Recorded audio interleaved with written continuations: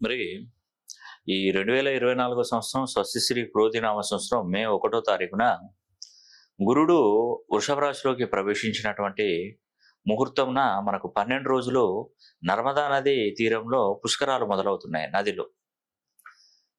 ఈ నర్మదా నది పుష్కరాలలో ప్రతి ఒక్కరూ స్నానమాచరించిన పుష్కర జలంతో స్నానమాచరించినా కూడా సర్వ పాపాలు కూడా పటాపంచలైపోతాయి.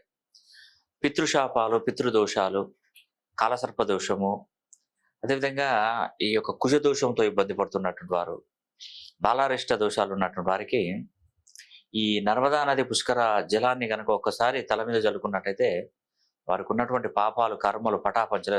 శిశు హత్యా పాతకం కూడా అబార్షన్స్ చేయించుకుంటారు ఆడపిల్ల మగపిల్ల అని చెప్పేసి శిశు హత్యలు కూడా జరిపించినటువంటి వారు కూడా ఆ కర్మల నుండి విముక్తులు. మే 1వ తారీఖు నుండి 12వ తారీఖు వరకు నర్మదా నది పుష్కరాలు జరుగుతాయి. సరిగ్గా గురుడు మేషరాశి నుండి వృషభ రాశిలోకి మే 1వ తారీఖున ప్రవేశించబోతున్నాడు. ప్రవేశించిన నాటి నుండి మొదటి 12 రోజులు పుష్కరాలు జరుగుతాయి.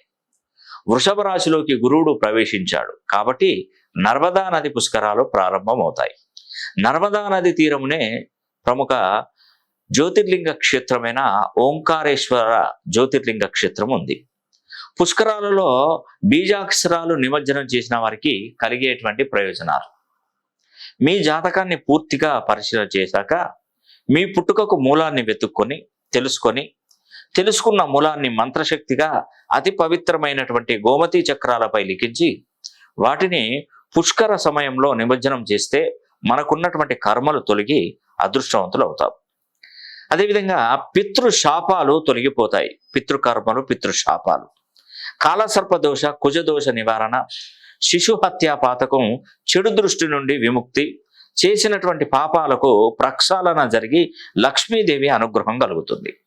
ఈ పుష్కరాలు మధ్యప్రదేశ్లో గల నర్మదా నది తీరంలో వెలిసిన ఓంకారేశ్వర జ్యోతిర్లింగ క్షేత్రం నుండి మొదలవుతాయి. పుష్కరాలకు వెళ్ళలేని వారు మాకు తెలియపరచండి.